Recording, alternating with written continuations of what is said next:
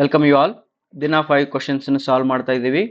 Fluid mechanics ಅಲ್ಲಿ ಇದ್ದೀವಿ. ಇವತ್ತಿನಿಂದ ಒಂದು 3 ಕ್ಲಾಸಸ್ 3 ವಿಡಿಯೋಸ್ ಡೈನಾಮಿಕ್ಸ್ ಮೇಲೆ ಸ್ಟಡಿ ಮಾಡೋಣ. ರೈಟಾ? ಈ ಡೈನಾಮಿಕ್ಸ್ ಚಾಪ್ಟರ್ ಅಲ್ಲಿ ಬರ್ತಕ್ಕಂಥ ಪ್ರತಿಯೊಂದನ್ನು ಕೂಡ ಹೇಳ್ತಾ ಹೋಗ್ತೀನಿ. ಅದೇ ಸೇಮ್ ಅದಕ್ಕೂ ಒಂದು ಫಾರ್ಮುಲಾ ಲಿಸ್ಟ್ ಮಾಡ್ಕೊಡ್ರಿ. ಫಾರ್ಮುಲಾ ಲಿಸ್ಟ್ ಮಾಡಿಕೊಂಡು ಅದರಿಂದ ಸ್ಟಡಿ ಮಾಡ್ತಾ ಹೋಗೋಣ. So that at the end ನಿಮಗೆ ಫಾರ್ಮುಲಾ ಲಿಸ್ಟು ಆಗಿರ್ತದೆ, ಅದ್ರ ಜೊತೆಗೆ ಅದ್ರದ್ದು ಥಿಯರಿ ಎಲ್ಲ ಸ್ಟಡಿ ಕೂಡ ಆಗಿರ್ತದೆ. ಓಕೆ, ಫಸ್ಟ್ ಕ್ವಶನ್ ಇವತ್ತಿಗೆ ಏನು ಮಾಡೋಣ ಅಂದ್ರೆ, a nominal 90 degree triangular notch discharging under invariant head. Invariant ಅಂದ್ರೆ ಕಾನ್ಸ್ಟೆಂಟ್ ಹೆಡ್. ಏನು ಹೇಳ್ಯಾರವರು? Constant head. The error in the estimated discharge due to 2% error in the vertex angle ಅಂತ ಕೇಳ್ಯಾರ. ಪ್ರಾಬ್ಲಮ್ ಅರ್ಥ ಮಾಡ್ಕೊಳೋದು ಬಹಳ ಇದು ಬೆಸ್ಟ್ ಇರ್ತದೆ. ಇದ್ರ ಒಂದೇನಂತಾರೆ ಅವರು, ಟ್ರಯಾಂಗ್ಯುಲರ್ ನಾಚ್ ಅದ ಅಂತ. ಈ ಟ್ರಯಾಂಗ್ಯುಲರ್ ನಾಚು 90 ಡಿಗ್ರಿದ ಐತಿದು. ಎಷ್ಟೈತಿದು? 90 ಡಿಗ್ರಿದ ಐತಿ. ಇದ್ರದ್ದು ಹೆಡ್ ಏನೈತಿಲ್ಲ, ಇದು ಹೆಚ್ ಐತಿ. ಇನ್ವೇರಿಯಂಟ್ ಐತಂತದು. ಇನ್ವೇರಿಯಂಟ್ ಅಂದ್ರೆ ಅದು ಚೇಂಜ್ ಆಗಲ್ಲ, ಇಷ್ಟಕ್ಕೆ ಚೇಂಜ್ ಆಗಲ್ಲ. ಓಕೆ, ಇಷ್ಟು ನೀರು ನಿಂತಾವ. ಈಗ ಅವ್ರೇನು ಹೇಳಕತ್ತಾರೆ ಅಂದರೆ, ಇದರಿಂದ ಡಿಸ್ಚಾರ್ಜ್ ಅಂತ ಬರ್ತದ ಕ್ಯೂ. ಡಿಸ್ಚಾರ್ಜ್ ಇಕ್ವೇಶನ್ ಏನು ನಿಮ್ಗೆ ಗೊತ್ತಿರ್ಬೇಕು, ಬೈ ಹಾರ್ಟ್ ಹಾಕಿರ್ಬೇಕು. Triangular notch, rectangular notch by heart ಹಾಕಿರ್ಬೇಕು. 8/15 CD √2G into tan θ/2 into h to the power 5/2. ಇದು ಇಕ್ವೇಶನ್ ಫಾರ್ ಟ್ರಯಾಂಗ್ಯುಲರ್ ನಾಚ್.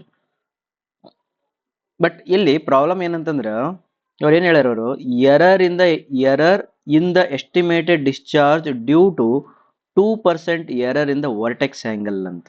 ಅಂದ್ರೆ ಅವ್ರು ಏನು ಮಾಡ್ಯಾರ, ಈ ವರ್ಟೆಕ್ಸ್ ಆಂಗಲ್ 90 ಡಿಗ್ರಿ ಅಂತ ಹೇಳ್ಯಾರಲ್ಲ, ಬಟ್ ಈ 90 ಡಿಗ್ರಿ ಅನ್ನೋ ಬದಲು ನಾನು 2% ತಪ್ಪು ಓದಿದ್ದೆ ಅಂದರೆ, 2% ಇದನ್ನ ತಪ್ಪು ಓದಿದ್ದೆ ಅಂದರೆ ನಾನು ಡಿಸ್ಚಾರ್ಜನ್ನ ಎಷ್ಟು ಪರ್ಸೆಂಟ್ ತಪ್ಪು ಪಡೆಯುತ್ತೇನೆ? ಅದು ಕ್ವಶನ್. ತಿಳಿತಾ? ಓಕೆ, ಈಗ ಎರರ್ಗೆ ಫಾರ್ಮುಲಾ ಯಾವಾಗ ನೆನ್ಪಿಟ್ಕೊಡ್ರಿ. ಇದೇನಿದು ಡಿ ಕ್ಯೂ ಅಂತಂದ್ರೆ change in discharge divided by original discharge. ಇದು ಎರರ್ದು ಪರ್ಸೆಂಟೇಜು. ಏನಿದು ಡಿಸ್ಚಾರ್ಜ್ದು ಎರರು. ನೆಕ್ಸ್ಟ್ ಡಿ θ/θ ಮಾಡಿದ್ರ ಇದು ಥೀಟಾದ ಎರರು. DH/H ಮಾಡಿದ್ರ ಇದು ಹೈಟ್ದ ಎರರು. ಮತ್ತೇನದ ಇದ್ರೊಳಗಡೆ ಹೋಯ್ತು, ಇವು 3 ವೇರಿಯೇಬಲ್ಸ್ ಅದಾವ. ಒಂದು ಕ್ಯೂ ಅದ, ಇದು ಎಚ್ ಅದ, ಥೀಟಾ ಅದ, ಕ್ಯೂ ಅದ. ಇವು 3 ಒಳಗಡೆ ಎರರ್ ಬರ್ಬೋದು. ಒಂದು ಪ್ರೀವಿಯಸ್ ಒಂದು ಕ್ವಶನ್ ನೆನ್ಪಿಟ್ಕೋಬಹುದು ನೀವು. SSC ಸಾಲ್ವ್ ಮಾಡಬೇಕಾದಾಗ ನಿಮ್ಗೆ ಹೆಡ್ ಓದಬೇಕಾದಾಗ ಎರರ್ ಇತ್ತಂದ್ರೆ ಡಿಸ್ಚಾರ್ಜ್ ಎಷ್ಟು ಅಂತ ಮಾಡಿದ್ವಿ ನಾವು. ಈಗ ಗೇಟ್ ಒಳಗೆ ಏನು ಕೇಳಕತ್ತೇನ, ಥೀಟಾ ಎರರ್ ಓದಿದ್ದೆ ಅಂತಂದ್ರೆ ಡಿಸ್ಚಾರ್ಜ್ ಎಷ್ಟು ಎರರ್ ಆಗುತ್ತಾ ಅಂತ ಕೇಳಕತ್ತೇನ. ನೈಸ್ ಐತಲ್ಲ? ಓಕೆ, ಈ ಫಸ್ಟ್ ಏನು ಮಾಡೋಣ ಹಂಗಾರ, ನನಗೆ ಡಿ ಕ್ಯೂ ಬೇಕಿತ್ತಂದ್ರೆ ಇದನ್ನ ಡಿಫ್ರೆನ್ಶಿಯೇಟ್ ಮಾಡ್ತೀನಿ. D q is equal to 8/15 CD √2G ಇದಷ್ಟು ಕಾನ್ಸ್ಟೆಂಟ್ ಆಗ್ತದೆ. ಈಗ ನಾನು ವಿತ್ ರೆಸ್ಪೆಕ್ಟ್ ಟು ಕ್ಯೂನ ವಿತ್ ರೆಸ್ಪೆಕ್ಟ್ ಟು ಯಾವುದಕ್ಕೆ ನಾನು ಡಿಫ್ರೆನ್ಶಿಯೇಟ್ ಮಾಡಬೇಕು? ನನಗೆ ಬೇಕಾಗ್ಯದ ವಿತ್ ರೆಸ್ಪೆಕ್ಟ್ ಟು ಥೀಟಾ ಕೇಳಕತ್ತಾರ. ಬಿಕಾಸ್ ಅವ್ರು ಹೆಚ್ ಇನ್ವೇರಿಯಂಟ್ ಅಂತ ಹೇಳ್ಯಾರ, ಹೆಚ್ ಕಾನ್ಸ್ಟೆಂಟ್ ಅಂತ ಹೇಳಿರೋದ್ರಿಂದ ಹೆಚ್ ಬಗ್ಗೆ ಚಿಂತೆ ಮಾಡಂಗಿಲ್ಲ, ಹೆಚ್ ಕಾನ್ಸ್ಟೆಂಟ್ ಆದ. ಹಂಗಾರೆ h to the power 5/2 ಕೂಡ ಕಾನ್ಸ್ಟೆಂಟ್ ಉಳಿತದೆ. ಹಂಗಾರೆ ಟ್ಯಾನ್ θ/2 ಡಿಫ್ರೆನ್ಶಿಯೇಷನ್ ಏನಾಗ್ತದ? Second square θ/2 into 1/2. ಅದು θ/2ಕ್ಕೆ 1/2 ಬರ್ತದೆ. ಇದು ಡಿ ಕ್ಯೂ ಆಯ್ತು. ಈಗ ಈ ಡಿ ಕ್ಯೂ ಬೈ ಕ್ಯೂ ಮಾಡಿದ್ರೆ ಏನಾಗ್ತದೆ ನೋಡು, dq/q ಇಸ್ ಈಕ್ವಲ್ ಟು ಇದನ್ನ ಡಿವೈಡ್ ಬೈ ಇದನ್ನ ಮಾಡಿದ್ರೆ ಕಾನ್ಸ್ಟೆಂಟ್ಸ್ ಏನೇನದಾವಲ್ಲ ಎಲ್ಲ ಹೋಗ್ಬಿಡ್ತಾವೆ. ಇದು ಮತ್ತೆ ಇದು ಮತ್ತೆ ಇದು ಇವೆಲ್ಲ ಹೋಗ್ಬಿಡ್ತಾವೆ. ರೈಟಾ? ಇವೆಲ್ಲ ಹೋಗ್ಬಿಡ್ತಾವೆ. ಏನು ಉಳಿತದ ಅಂತಂದ್ರೆ ಮೇಲ್ಗಡೆ ಸೆಕೆಂಡ್ ಸ್ಕ್ವೇರ್ θ/2, ಕೆಳಗಡೆ ಟ್ಯಾನ್ θ/2 ಉಳಿತದ. ಬಟ್ ಈ 1/2 ಇಲ್ಲಿ ಉಳಿತದೆ. ಇದು dq/q ಬಂತಿದೆ. ಓಕೆನಾ? ಇದಕ್ಕೆ ಇಂಟು ಡಿ ಥೀಟಾ ಇರ್ತೈತಿ. ಬಿಕಾಸ್ ನಾವು ಇದನ್ನ ವಿತ್ ರೆಸ್ಪೆಕ್ಟ್ ಟು ಥೀಟಾ ಮಾಡೋದ್ರಿಂದ ಇದು ಡಿ ಕ್ಯೂ ಆಯ್ತು. ಹಂಗಾರೆ ಥೀಟಾಗಳು ಏನಾಗ್ತಾವ? ಡಿ ಥೀಟಾ ಬಂದಿರ್ತದೆ. ಈಗ ಡಿ ಥೀಟಾ ಬಂತು ಈಗ ನಮಗೆ. ರೈಟ್, ಈಗ ನಾವೇನ್ ಮಾಡೋಣ, ಥೀಟಾ ಎಷ್ಟು ಕೊಟ್ಟಾರ ಅವರು? Theta is equal to 90 degree ಕೊಟ್ಟಾರ. ಬಟ್ ಹಂಗಾರೆ ಡಿ ಥೀಟಾ ಎಷ್ಟಾಗ್ತದ? 2% ಎರರ್ ಅಂತ. 2% ಆಫ್ 90 ಡಿಗ್ರಿ ಎಷ್ಟಾಗ್ತದೆ? 2% ಆಫ್ 90 ಎಷ್ಟಾಗ್ತದೆ? 9 7 18 ಅಂದ್ರೆ 1.8 ಆಕೈತಿ. 1.8 ಡಿಗ್ರಿ ಡಿ ಥೀಟಾ ಬಂತು. ಈಗ ಇದನ್ನ ಸಬ್ಸ್ಟಿಟ್ಯೂಟ್ ಮಾಡ್ಕೊಳ್ಳೋಣ. ಇವಾಗ ಸೆಕೆಂಡ್ ಸ್ಕ್ವೇರ್ 90/2 ಅಂದ್ರೆ 45 ಡಿವೈಡೆಡ್ ಬೈ 2 ಇಂಟು ಟ್ಯಾನ್ θ/2 ಅಂದ್ರೆ ಟ್ಯಾನ್ 45 ಇಂಟು ಡಿ ಥೀಟಾ ಅಂದ್ರೆ 1.8. ಇದು ಥೀಟಾ ಡಿಗ್ರಿ ಒಳಗೆ ಐತಿ, ಬಟ್ ಇದು ಸೆಪರೇಟ್ ಅದ. ಇವೆಲ್ಲ ಸೈನ್ ಕಾಸ್ಟ್ ಜೊತೆಗೆ ಅದ, ನೋ ಪ್ರಾಬ್ಲಮ್. ಬಟ್ ಇದು ಸಿಂಗಲ್ ಇರೋದ್ರಿಂದ ಇದಕ್ಕೆ ನಾವು ಅವು ಅಪ್ಪ ಇಲ್ಲ. ಇದಕ್ಕೋಸ್ಕರ ನಾವು ಇನ್ನೇನು ಮಾಡಬೇಕು, ಡಿಗ್ರಿನ ರೇಡಿಯನಿಗೆ ಕನ್ವರ್ಟ್ ಮಾಡ್ಕೋಬೇಕು. ರೇಡಿಯನಿಗೆ ಕನ್ವರ್ಟ್ ಮಾಡಬೇಕಾದ್ರೆ ಏನು ಮಾಡ್ತೀವಿ, 5/180 ಮಲ್ಟಿಪ್ಲೈ ಮಾಡ್ತೀವಿ. ಓಕೆ, ಈಗ ಇದು ಬಂತಿದೆ. ಇದು ಎಷ್ಟು ಬರ್ತದೆ ನೋಡ್ರಿ ಆನ್ಸರ್? ಇದೇ ಆನ್ಸರ್. ಇದು ಎಷ್ಟು ಬರ್ತದಲ್ಲ ಅದೇ ಆನ್ಸರ್ ನೋಡ್ರಿ. ಸೆಕೆಂಡ್ ಸ್ಕ್ವೇರ್ 45 2 tan 45 1.8 5/180 ಇಷ್ಟು ಮಾಡಿದ್ರಿ ಅಂತಂದ್ರೆ ನಿಮ್ಗೆ ಆನ್ಸರ್ 0.0314 ಬರ್ತದ. ಇದರ ಅರ್ಥ 3.14% ಇಂಟು 100 ಮಾಡ್ಕೊಡ್ರಿ. 3.14% ಎರರ್ ಇನ್ ಕ್ಯೂ ಅಂತ ಬರ್ತದೆ. ರೈಟಾ? ಓಕೆ, ಇದರೊಳಗಡೆ ನೀವು ಇಲ್ಲಿ ಬರಿಬೋದು ಇದನ್ನ 3.14%. ಯಾವ್ದ್ರೊಳಗೆ ಕೇಳನವ, error in the estimated discharge ಎಷ್ಟಾಗ್ತದೆ ಅಂದ್ರೆ 3.14% ಎರರ್ ಆಗ್ತದೆ. ಓಕೆ, ನಾನು ಒಂದು ಹೋಮ್ವರ್ಕ್ ಕೊಡ್ತೀನಿ ನೋಡಿ ಇಲ್ಲಿ. ಈಗ ಒಂದು ಹೋಮ್ವರ್ಕ್ ಬರ್ಕೊಡ್ರಿ 5.1ಗೆ 2% error in the vertex angle ಅನ್ನೋ ಬದಲು ಅವ ಏನಾದರೂ 3% ಬೇರೆ ಕೊಟ್ಟಿನಿ, 3% ಎರರ್ ಇನ್ ರೀಡಿಂಗ್ ಹೈಟ್ ಅಂತ ಕೊಟ್ಟಿದ್ರೆ, 3% error in reading the height of the flow ಅಂತ ಅಂದಿದ್ರೆ ನಿಮಗೆ ಏನು ಬರ್ತದ ಅನ್ನೋದನ್ನ ಮಾಡಿಡ್ರಿ. Okay, next one. ಈ ಕ್ವಶನ್ ಒಂದ್ಸತಿ ಮಾಡಿದ್ವಿ SSC ಒಳಗಡೆ. ಇನ್ನೊಮ್ಮೆ, shear stress develops on the fluid element if the fluid is at rest. Shear stress develop ಆಗಬೇಕಿತ್ತು ಅಂದ್ರೆ ಫ್ಲೂಯಿಡ್ ರೆಸ್ಟ್ ಇರಬೇಕನು? ಇಲ್ಲ, ಫ್ಲೂಯಿಡ್ ಮೂವ್ ಆಗ್ತಿರ್ಬೇಕು. ಶಿಯರ್ ಸ್ಟ್ರೆಸ್ ಡೆವಲಪ್ಸ್ ಎಟ್ ಅಂತಂದ್ರೆ ಹಂಗಾರ ಫ್ಲೂಯಿಡ್ ಎಟ್ ರೆಸ್ಟ್ ಇದ್ದಾಗ ಬರಂಗಿಲ್ಲ. Next, the fluid container is subjected to uniform linear acceleration. Uniform ಮತ್ತು ಲೀನಿಯರ್ ಎಕ್ಸಲರೇಷನ್ ಒಳಗಿದ್ದಾಗ ಅವಾಗ ಏನಾಗ್ತದ, ಅದು ಒಂಥರ ರೆಸ್ಟಿಗೆ ಈಕ್ವಲೆಂಟ್ ಇರ್ತದೆ. ಅದು ರೆಸ್ಟಿಗೆ ಈಕ್ವಲೆಂಟ್ ಇರ್ತದೆ. ಅದರೊಳಗಡೆ ಯಾವುದೇ ಲೇಯರ್ಸ್ ನಡ್ಬರ್ಕ ಇದು ಫ್ರಿಕ್ಷನ್ ಆಗಲ್ಲ. Therefore this is also wrong ಆಗ್ತದ.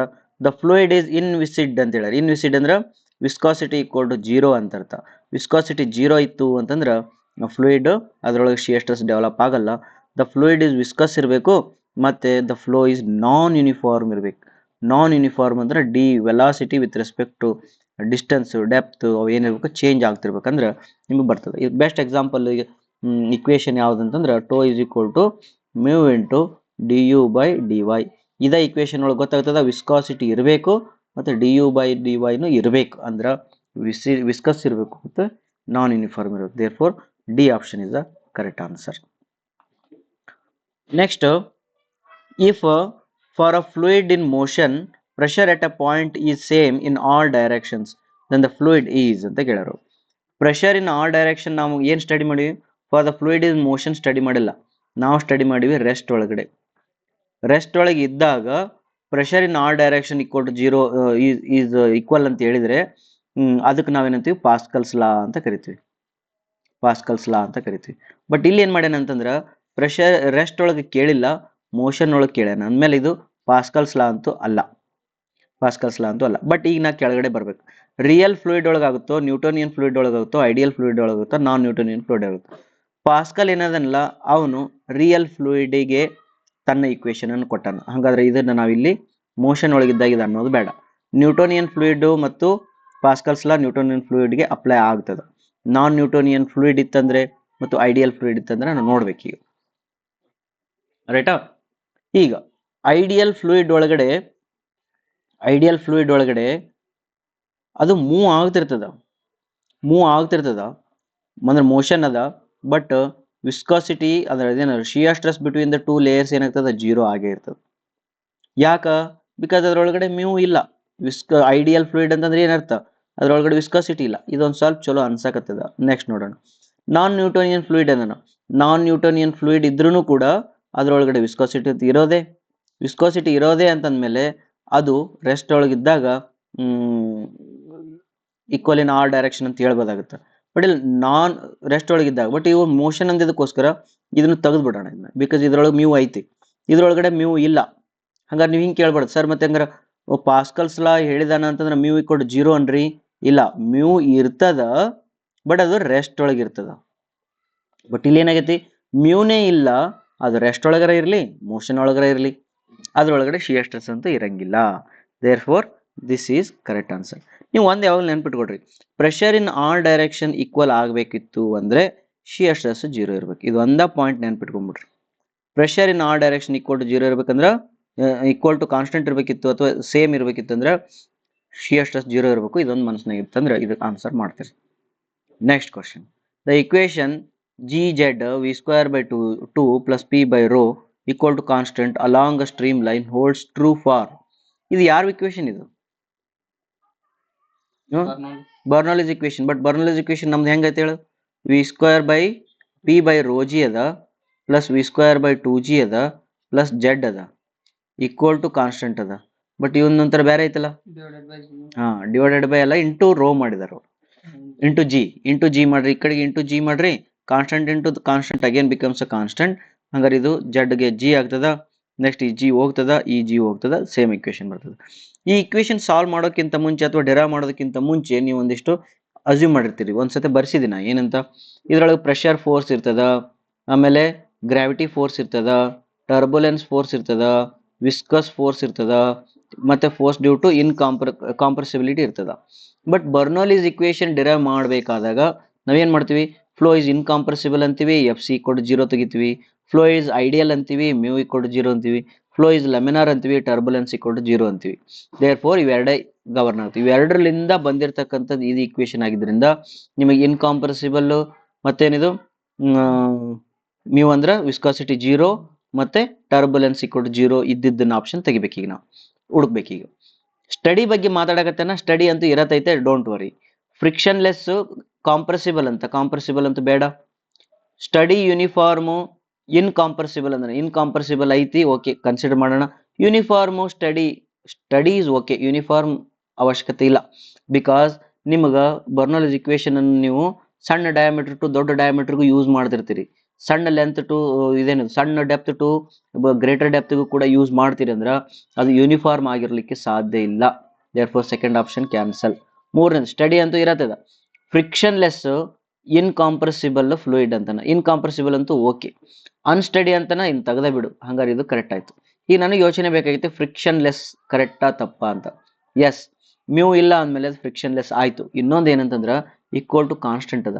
ಅಕಸ್ಮಾತ್ ಈ ಇಕ್ವೇಶನ್ ಏನಾದರೂ p by rho g plus v square by 2g plus z equal to constant ಅನ್ನೋದಕ್ಕಿಂತ ಮುಂಚೆ h l loss plus head loss plus constant ಅಂದಿದ್ನಂದ್ರೆ ಅವಾಗ ನನಗಾಗ್ತದ ಇದು ರಿಯಲ್ ಫ್ಲೂಯಿಡ್ಗೆ ಆಗ್ತದ, ಅವಾಗ ಫ್ರಿಕ್ಷನ್ ಇರ್ತದ ಅಂತ ಅರ್ಥ. ಬಟ್ ಇದ್ರೊಳಗಡೆ ಹೆಚ್ ಎಲ್ ಹೆಡ್ ಲಾಸ್ ಅದು ಯಾವುದು ಪಾಯಿಂಟ್ ಬರ್ದಿಲ್ಲ ಅಂದ್ರೆ ನಾ ಇದನ್ನ ಸಿ ಆಪ್ಷನ್ ತಗೊಳ್ತೀನಿ, ಫ್ರಿಕ್ಷನ್ಲೆಸ್ ಅಂತ ಹೇಳ್ತೀನಿ. Right, last question of the today. A body is moving through a still water, ನಿಂತ ವಾಟರ್ ಅಲ್ಲಿ ಮೂವ್ ಆಗ್ತಾ ಇದೆ. at a 6 meter per second produces a water velocity of 4 meter per second at a 0.1 meter ahead. The difference in pressure between the nose and the 0.1 meter ahead would be. ಮಸ್ತ್ question ಐತೆ ನೋಡಿ. ಇದು question ಏನು ಕೇಳಕತ್ತೇನಂದ್ರ, ಒಂದು ನಿಂತ ನೀರದ ಕೆರೆ, ಇದೇನಿದು ನಿಂತ ನೀರಿದು, ಓಕೆನಾ? ಇದು ನಿಂತ ನೀರಿನ ಒಂದು ಏನೋ ಕೆರೆ ಅಥವಾ ಏನೋ ಡ್ಯಾಮ್. ಇದ್ರೊಳಗಡೆ ಒಂದು ಆಬ್ಜೆಕ್ಟ್ ಮೂವ್ ಆಗತೈತಿ. ಏನ್ ಮೂವ್ ಆಗತೈತಿ? ಒಂದು ಯಾವುದೋ ಒಂದು ಹಡಗ ಏನೋ ಮೂವ್ ಆಗತೈತಿ. ಹಡಗಕ್ಕ ಹಿಂಗೊಂದು ಮುಂದೆ ಇರ್ತೈತಿಲ್ಲ, ನೋಸ್ ಅಂತ ಕರಿತಾರೆ. ಅದಕ್ಕೆ ಏನಂತಾರೆ? ಅದಕ್ಕೆ ನೋಸ್, ಮೂಗು ಅಂತ ತಿಳ್ಕೊಡ್ರಿ. ಓಕೆ, ಇದು ಮೂವ್ ಆಗ್ಬೇಕಾದ್ರೆ ಇದು ಎಷ್ಟು 6 ಮೀಟರ್ ಪರ್ ಸೆಕೆಂಡ್ ಒಳಗೆ ಮೂವ್ ಆಗತ್ತದ. ಮೂವ್ ಆಗ್ತಿರೋದಂದ್ಮೇಲೆ ಡೆಫಿನೆಟ್ಲಿ ಇದು ಸುತ್ತಮುತ್ತ ಇರ್ತಕ್ಕಂಥ ನೀರನ್ನು ಅದೇನ್ ಮಾಡ್ತೈತಿ? ಡಿಸ್ಟರ್ಬ್ ಮಾಡ್ತೈತಿಲ್ಲ. ಬಿಕಾಸ್ ನಿಂತ ನೀರ್ ಐತಿ, ಪ್ರಾಬ್ಲಮ್ ಇಲ್ಲ. ಬಟ್ ಇದು ಮೂವ್ ಆಗತೈತಿ ಅಂದ್ಮೇಲೆ ಫಾಸ್ಟ್ 6 ಮೀಟರ್ ಪರ್ ಸೆಕೆಂಡ್ ಹೊಂಟದ, ಮುಂದಲ್ ನೀರ್ನು ಮೂವ್ ಆಗ್ತಿರ್ತದೆ. ಬಟ್ ಇವ ಏನಂತನ, ಈ ನೋಸ್ಲಿಂದ 1 ಮೀಟರ್ ಮುಂದ್ಗಡೆ, ನೋಸಿಂದ 1 ಮೀಟರ್ ಮುಂದ್ಗಡೆ ಇರ್ತಕ್ಕಂಥ ವಾಟರ್ ಪಾರ್ಟಿಕಲ್ಸ್ ಏನದವಲ್ಲ, ಇವುಗಳು 4 ಮೀಟರ್ ಪರ್ ಸೆಕೆಂಡ್ ಒಳಗಡೆ ಮೂವ್ ಆಗತ್ತವ. ಹಾಗಾದ್ರೆ ಅವ್ರೇನ್ ಕೇಳಕತ್ರ, ಹಂಗಾರೆ ಇಲ್ಲಿ ಪ್ರೆಷರ್ ಎಷ್ಟು, ಇಲ್ಲಿ ಪ್ರೆಷರ್ ಎಷ್ಟು ಅಂತ ಕೇಳಾರ. ಡೋಂಟ್ ವರಿ ಯಾರ್, ಇಷ್ಟು ದೊಡ್ಡ ಪ್ರಾಬ್ಲಮ್ಸ್ ನ ಥಿಂಕ್ ಮಾಡೋ ಅವಶ್ಯಕತೆ ಇಲ್ಲ. ಇದ್ರೊಳಗಡೆ ನನಗೆ ಒಂದೇ ಪಾಯಿಂಟ್, ಇಲ್ಲೊಂದು ಪಾಯಿಂಟ್ ಐತಿ, ಇಲ್ಲೊಂದು ಪಾಯಿಂಟ್ ಐತಿ. ಇಲ್ಲಿ ವೆಲಾಸಿಟಿ 6 ಮೀಟರ್ ಪರ್ ಸೆಕೆಂಡ್ ಅದ, ಇಲ್ಲಿ ವೆಲಾಸಿಟಿ 4 ಮೀಟರ್ ಪರ್ ಸೆಕೆಂಡ್ ಅದ. ಸಾಕು ನನಗೆ ಇಷ್ಟೇ ಇನ್ಫಾರ್ಮೇಶನ್. ಅದು ನೋಸರ ಇರಲಿ, ಹಡಗರ ಇರಲಿ, ಸ್ಟಿಲ್ ವಾಟರ್ ಇರಲಿ. ಸ್ಟಿಲ್ ವಾಟರ್ ಅಂದಿದ್ದಕ್ಕೋಸ್ಕರ ಇದೊಂದು ಸ್ವಲ್ಪ ಆ್ಯಡ್ ಆಗ್ತದೆ ಅಷ್ಟೇ. ಇಷ್ಟು ಬಂದಿತ್ತಂದ್ರೆ ಬರ್ನೌಲಿಸ್ ಇಕ್ವೇಶನ್ ಬರೀರಿ. ಪಿ ಬೈ ರೋ ಜಿ ಒಂದನೇದಕ್ಕೆ plus v1 square by 2g plus z1 is equal to p2 by rho g plus v2 square by 2g plus z2 ಅಂತ ಬರೀರಿ. ಎರಡು ಪಾಯಿಂಟ್ ಸೇಮ್ ಲೆವೆಲ್ ಒಳಗೆ ಅದಾವ, ಸೇಮ್ ಲೆವೆಲ್ ಒಳಗೆ ಅದ ಅಂತ ಇದಕ್ಕೋಸ್ಕರ ಜಡ್ಗಳು ಕ್ಯಾನ್ಸಲ್ ಮಾಡ್ತೀನಿ. ಹಂಗಾರೆ P1 ಇಲ್ಲಿ ಬರಿತೀನಿ, P2 ನ ಆ ಕಡೆಯಿಂದ ಈ ಕಡೆ ತೊಗೊಂಬರ್ತೀನಿ, divided by rho g common ತೆಗೆದು is equal to V2 square divided by V2 square minus V1 square divided by 2G ಅಂತ ಬರ್ಕೊತೀನಿ. ಮುಗೀತು, ಇದೇ ಆನ್ಸರ್. ಈಗ ಇದಕ್ಕೇನು ಮಾಡ್ಬೇಕಂತಂದ್ರೆ ಈಗ ನಾನು ನೋಡು, ಫಸ್ಟ್ ಇದನ್ನ ಸೆಕ್ಷನ್ 1 ಅಂತ ಕರಿ, ಇದನ್ನ 2 ಅಂತ ಕರಿ. ಹಾಗಾದ್ರೆ ನಿಮ್ಗೆ ಏನು ಬರ್ತದೆ ಆನ್ಸರ್? 2 V2 ಎಷ್ಟದ? V2 4 ಸ್ಕ್ವೇರ್ ಅದ 16 ಅದ. Next V1 ಎಷ್ಟದ? 6 ಅದ. ಹಂಗಾರೆ 36 ಆಗ್ತದ ಡಿವೈಡೆಡ್ ಬೈ 2 ಇಂಟು G ಆಗ್ತದ. ಇದು ಎಷ್ಟೈತ? P1 minus P2 divided by rho g ಅದ. G ಕ್ಯಾನ್ಸಲ್ ಆಗ್ತದ. ಅವಾಗ ಎಷ್ಟು ಬರ್ತದ ಆನ್ಸರ್? ಎಷ್ಟು ಬಂತು? 16 ಮೈನಸ್ 36 ಎಷ್ಟು? -10. -10 ಪ್ರೆಷರ್ ಡಿಫ್ರೆನ್ಸ್ ಅದ, ಡೋಂಟ್ ವರಿ. -10 ಆಯ್ತು ಇಂಟು ರೋ ಅಂದ್ರೆ 1000 ಆಗ್ತದೆ. ಅವಾಗ ಆನ್ಸರ್ ಎಷ್ಟು ಬರ್ತದ? -10,000 ಬರ್ತದ. 10,000 ಏನದು? ಪ್ರೆಷರ್ ಡಿಫ್ರೆನ್ಸ್ ಮೈನಸ್ ಇರಲಿ ಪ್ಲಸ್ ಇರಲಿ 10,000 ಡಿಫ್ರೆನ್ಸ್ ಬರಾಕತ್ತದ. ಆನ್ಸರ್ ಐತೆ ಆಪ್ಷನ್ ಅದ ನೋಡ್ರಿ. ಎಸ್, ಆಪ್ಷನ್ ಇಲ್ಲಿದೆ. ಯಾವುದು? ಡಿವೈಡೆಡ್ ಬೈ ಡಿವೈಡ್ ಬೈ 2 ಒಂದೈತೆನಾ ಮಾಡಿದ್ವಲ್ಲ ಆಲ್ರೆಡಿ. 16 ಮೈನಸ್ 36 ಅಂದ್ರೆ 20 ಬರ್ತದ.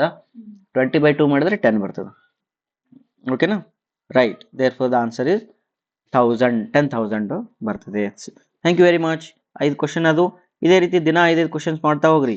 ನಾಲೆಜ್ ತಾನಾಗೆ ಇಂಪ್ರೂವ್ಮೆಂಟ್ ಆಗ್ತದ, ರಿಫ್ರೆಶ್ ಆಗ್ತದ, ರಿವಿಷನ್ ಆಗ್ತದ.